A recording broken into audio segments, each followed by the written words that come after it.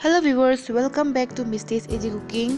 आज का रेसिपी है गाजर का केक। बनाने में बहुत ही आसान है और खाने में लाजवाब है। तो अब मैं आपको दिखाऊंगी गाजर केक बनाने का आसान तरीका। तो चलिए केक बनाना शुरू करते हैं। सबसे पहले मैंने लिया 2 कप मैंने मैदा लिया है, ऑल पर्पस फ्लोर, और 1 कप चीनी लिया है और 1 टेबलस्पून बेकिंग पाउडर लिया है। सारी चीज़ों को हम अच्छे से मिला लेंगे।